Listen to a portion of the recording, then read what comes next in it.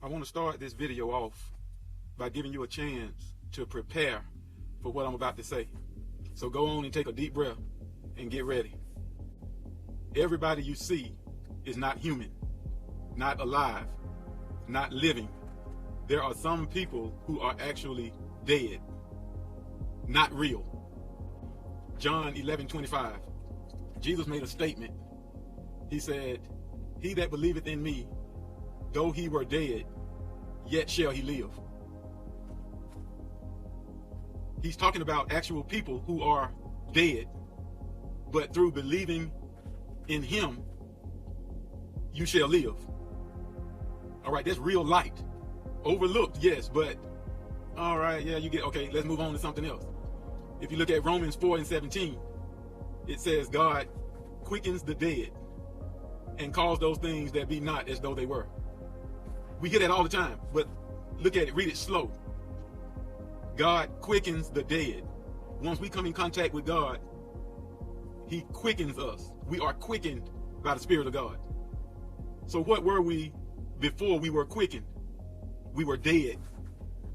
If you look at the book of Jude, chapter 1, these type of people are considered clouds without water. Let me see, I got it right here. Clouds, they are without water, carried about of winds. They are considered trees whose fruit withereth. Without fruit, and it says twice dead. Twice dead. Everybody ain't alive. Okay, then we have to go to Matthew 8:22. Jesus told a man that wanted to go bury his father before following Christ. He said, "Let the dead bury their dead." Why is Christ calling these people that are burying his dead father? Why is he calling these people dead? Everybody out here is not alive. Everybody is not real. If we look at John chapter 3, verse 5, Jesus told Nicodemus, they were talking about getting into the kingdom of heaven and being born again. Jesus said that a man has to be born of water and born of the Spirit, or he will not see the kingdom of heaven. Born of water and born of the Spirit. Now we know that when we are born, babies, when they're born, they are born from water. That is born of water. So one qualification of getting into the kingdom of heaven is to be born of water. Why is Christ saying that is a qualification if everybody out here is born of water? I said, why is Christ telling Nicodemus that in order to see the kingdom of heaven, you have to be born of water? If everybody is already born of water, that wouldn't even be a qualification. Everybody out here is not real. It's right there in Scripture. We have to allow Christ to come into our hearts so that we can be alive. There are people out here, or who we see as people, they don't even have the opportunity to accept Christ because they're not real to begin with. They were never born of water to begin with. They're not alive to begin with. And because this is not taught, we don't know this, so we waste a lot of time out here witnessing and trying to talk to people and wondering why we break down life to these people and they still don't accept the truth. Because they can't accept the truth. They're not real. Now, I have to go to the book of Jude because I'm about to show you in Scripture where we were told that everybody out here is not real. Everybody out here is not human. We go into the book of Jude. Of course, there's only one chapter in the book of Jude. And let's see. Let's start with verse 6. I won't call out the verses, but I just read starting at verse 6. "And the angels which kept not their first estate, but left their own habitation, he has reserved in everlasting chains under darkness unto the judgment of the great day." Now this is talking about the fallen angels. Okay, it says even as Sodom and Gomorrah. So it's comparing the fallen angels who left heaven, it's comparing them to the people of Sodom and Gomorrah. It says even as Sodom and Gomorrah and the cities about them in like manner, giving themselves over to fornication and going after strange flesh. This is what the people did. They gave themselves over to fornication, and they, going after strange flesh, are set forth for an example, suffering the vengeance of eternal fire.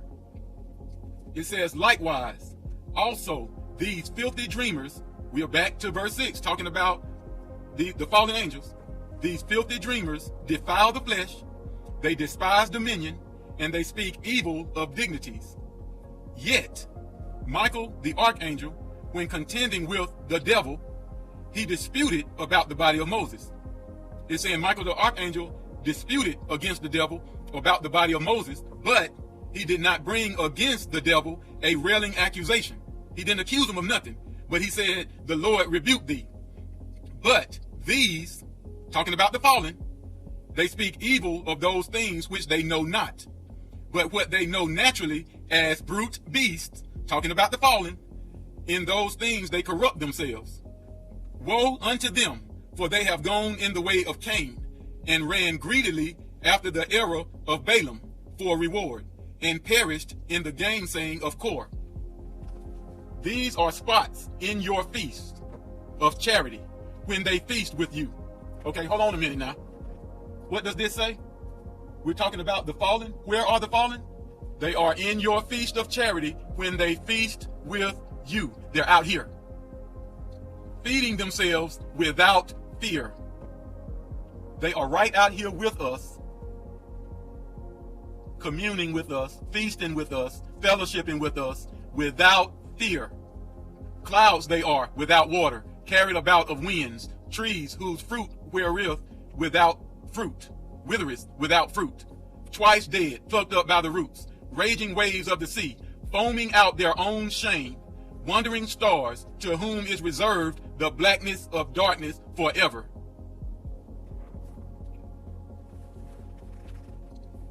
Go read that. It's letting us know, just like it did back in the beginning of the Bible, where it said that, what did it say about the giants? There were giants in the land in those days, and also after that. They never left. The same way those demons, Christ allowed them to go into the swine, and they ran off the mountain into the water and drowned themselves, so they would be free. Those Nephilim giants who died in the flood, guess what? Those spirits were free. You can't drown a spirit. They never left. And if you go to the book of Jude and read what I just read, it's only one chapter, go read it. They still here. They're right out here with us, and we looking at them thinking they're human, and they're not. We talking to them, trying to get them to give their life to Christ, but they can't. So many of us are being deceived because we're listening to pastors who are not teaching the truth. They're teaching lies because that's not pastor. That's one of these things. You're falling because you're listening to that guy on YouTube who say he used to be a pastor, but he left the church, and he's giving you all this information to try to get you to leave the church, and you're listening to him not knowing that he is one of these.